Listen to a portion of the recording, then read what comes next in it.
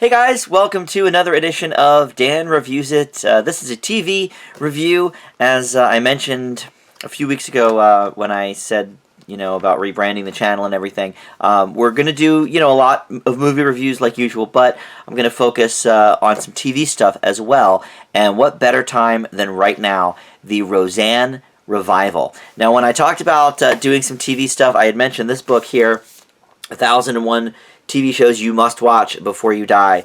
Of course, Roseanne is a part of that. One of the classics of all time. One of my favorites. I was born in 1977, so I grew up.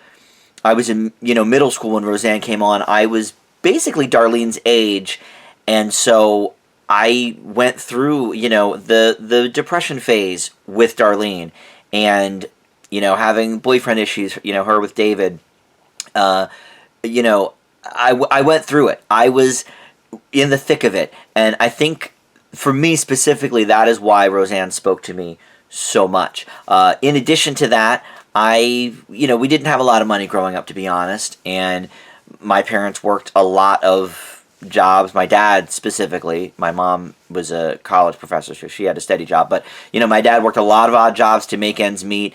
And we had a lot of kids. There were, 3 to 5 of us, depending on if we had foster kids at the time or not. But Roseanne is firmly in my top 10 shows of all time. So I thought, I have to watch these new episodes and talk to you guys about them. So ABC last night aired 2 of the new episodes. This is now season 10, they're calling it, of Roseanne, because it is basically a continuation of the series. And they're called 20 Years to Life was the first one, and then Dress to Impress was the second one. So let's talk about it. Now, of all the new revivals, Will and Grace is the one I have been watching, pretty regularly.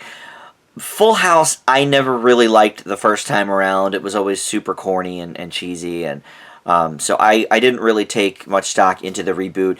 And Boy Meets World, I can't say it was a bad show. The couple episodes I've seen have been good, but I was already in college by the time Boy Meets World was on, so that kind of missed me a little bit, so I didn't watch the follow-up to that either. But, in thinking about some of the older revivals. When I was a kid, the 80s had a lot of revivals. You had the Munsters Today, the new Leave It to Beaver, What's Happening Now. The Brady Bunch had something or other, the Brady Brides, I think it was called. So, I had a lot of those, growing up. But lately, obviously, it's a trend to get the revivals going with the original cast. And Roseanne just seemed primed for it, everybody, first of all, everybody loves John Goodman. John Goodman appears in, 2 or 3 movies a year. He's always great. He's always a delight to see. So he almost never went away. Roseanne has certainly had some ups and downs in her career lately, but when she appeared as a panelist on Last Comic Standing a couple of years ago, I think some interest was revived there. And then Sarah Gilbert is on The Talk currently, and this is sort of where this all sparked, if you didn't know. Her and John Goodman did sort of like a Roseanne skit on The Talk, and that sort of started things in motion. And really, it was Sarah Gilbert that spearheaded this whole thing. She got everybody on board, and it's so amazing to see, the original cast. Not everybody. Obviously, Johnny Galecki is huge in The Big Bang Theory, so he can't really do this, but I know he's going to be in at least one episode this season. And then the gentleman who played his brother on the show, Mark, Glenn is his real name. I unfortunately can't remember his last name, but Glenn Quinn, that's what it is. He passed away, I think around 2002. He was on Angel at the time, and so he's obviously, he is not in the revival. But everybody else is here. All of the kids, including both Beckys. They found a role for Sarah Chalke as a surrogate. Or, Lacey Goranson, who is Becky, is going to be a surrogate to Sarah Chalke's character. So they got the 2 Beckys in. Laurie Metcalf is on, of course, as Aunt Jackie. And now we've got the kids with kids of their own. DJ, who just came back from overseas serving in the military, he has a child. And then Darlene has 2 kids. A little girl, not little, she's a teenage girl, who is one of the young actresses on Shameless. And then the little boy, who I think is 9 in the show, he identifies as straight, but he dresses as a girl. So that's, obviously brought up some issues. So, okay, anyway, you probably have known all of this, if you are a Roseanne fan. So let's get into the episodes themselves. I really, really loved them. I thought both of them were great. It is like being home again. Oh, you can't go home again. Sometimes you actually can. Like, this felt so true to the original spirit of the show. Now, look, the last season of Roseanne, I kind of pretend doesn't exist. It's so terrible once they win the lottery. And I think everyone involved with the show has sort of come to terms with that by this point. So that entire thing is just out. Nope, bye. Season 9 didn't exist. And that's great, because at the end of season 9, Dan's dead and, all this stuff. So, nope, all that's gone. So it basically goes from season 8 to season 9. They even make mention of their little baby, Jerry Garcia Connor, who's on like a fishing boat or something. And so they sort of poke a little fun at that. And that's fine, because no one wants to see him. We didn't know him. He was just a little baby when the show came out. So when he was born on the show. So it's like, we wouldn't miss him. So that's fine. Bye. And then, everything else, Darlene and David are obviously divorced, and I'm not sure if they explained what happened with Becky and Mark, but Darlene's the son is named Mark, so I assume maybe he passed on the show as well, and so that's why they named him Mark, sort of as a tribute. I don't know, but everybody is so entrenched in their characters. It's like no time has passed. It truly is. But yet, 20 years has passed, so the characters' lives have changed, and we're caught up to speed on that. We just weren't a part of it, I know there's sort of varying degrees of thinking on, like, well, Will and Grace, it seems, 10 years later, they're still the same exact characters, nothing's changed. Well, Will and Grace, that's what you want to see.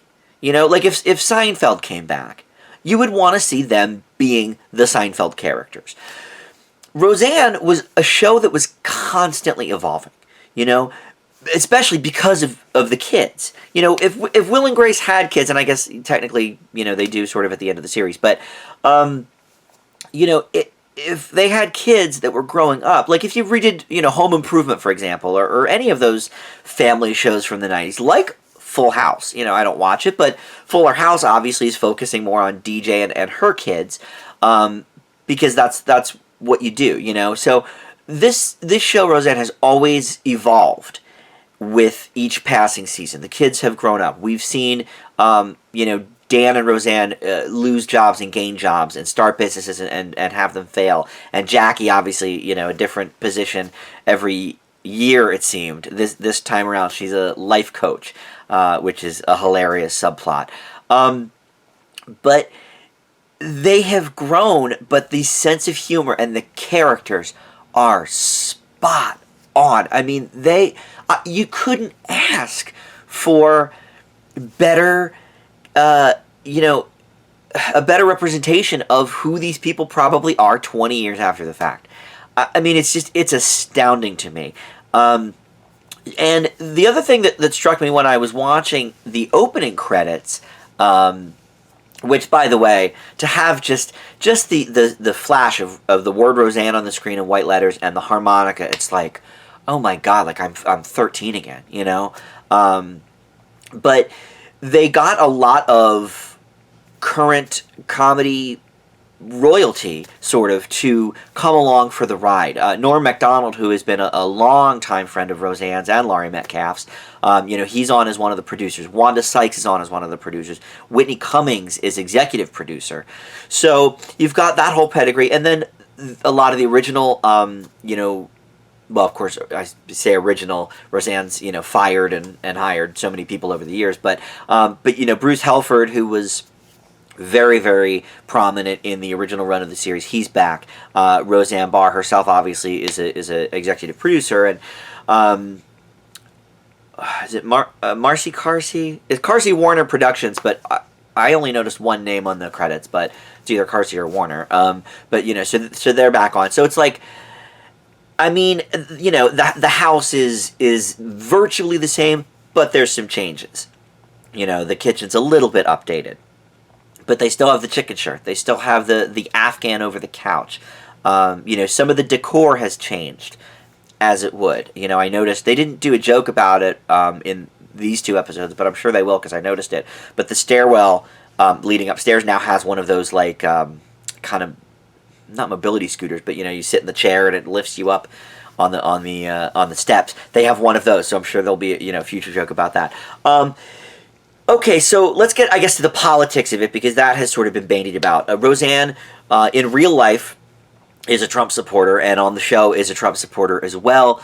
Aunt Jackie was a Clinton supporter, although we find out in a great joke from the first episode that's not actually how it shook out at the polls, that I won't ruin the joke for you. But, and by the way, Laurie Metcalf, I mean, she has always been the most grounded, yet the most outrageous person of the whole series. Like, her character is so relatable, but so over the top, but still rings true, I love having her back. And by the way, excellent in Lady Bird, the movie, if you have not seen that. But, so they go back and forth in this first episode, because we find out they haven't really talked in a year, really, since the election. But when Darlene moves back in with her kids, she kind of insists, like, no, I want my kids to be around my Aunt Jackie like I was. And so she kind of a little bit orchestrates them getting back together. And of course, at the end of the episode, they're friends again.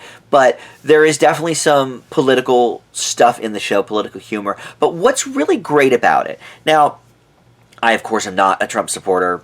Anybody that watches my channel knows that. But I appreciate varying, degrees of thought. Will and Grace, the political stuff they've done this year obviously has been very anti-Trump. Some of it's a little bit forced. I will say, the things I like the best about Will and Grace are not their political commentary. Some of it's okay. Sometimes I think it goes a little too far. Just because when I watch comedy, I want to kind of turn my brain off from that sort of thing, which is why, like a show like The Middle, like Patricia Heaton of The Middle, she's a hardcore Republican, this and that, but it never comes into play on the show. The show's just funny. So here we have both sides of the spectrum, and we never really find out, where the kids really stand on it. We never find out where Dan stands on it. I read an interview with one of the producers that said they kind of imagine that Dan didn't vote at all, which is, certainly possible and likely, knowing the character. So, but you get this interesting back and forth about it, and they don't necessarily make either side, stupid or necessarily the butt of the joke, but you have these strong opinions coming forth. There is a take a knee joke in regards to the national anthem that Roseanne makes to Jackie. I thought that was a little forced, but overall they don't hammer it too hard. The first episode maybe a little bit, like Will and Grace did, kind of get their foot in the door. But it's funny, there was so much made about Tim Allen's show Last Man Standing getting canceled at the end of last season, and a lot of people thought that's because his character was pro-Trump and a Republican. And look, I didn't watch the show after the first few episodes years ago, so I don't know how much it leaked into the show, but obviously people thought that was a factor. Well, here you've got, Roseanne, another 90s, ABC classic actor, like Tim Allen, and her character is, a Trump supporter and is very vocal about it. So, I don't know how much weight there is to the whole Tim Allen thing. The show did get good ratings, so it seemed odd that they would cancel it. But in any event, Roseanne's always been a very progressive show. And there's a line in it, in the first episode, where Jackie actually calls her out about the whole Becky being a surrogate thing. Because, she's like, look, it's always been, your body, your choice. You've always felt that way, Roseanne. Like, why are you changing now? That really hit home for me because my parents growing up were super Democrats, and then somewhere in the mid to late 90s became Republicans, and my mom specifically, sort of changed her views on a lot of things. And so, a line like that really spoke to me, as Roseanne has always spoken to me over the years. So I thought that was good. Look, if this is something that we're going to continue to do, obviously Murphy Brown is going to get a reboot, and there's been a few other shows bandied about as possible reboots.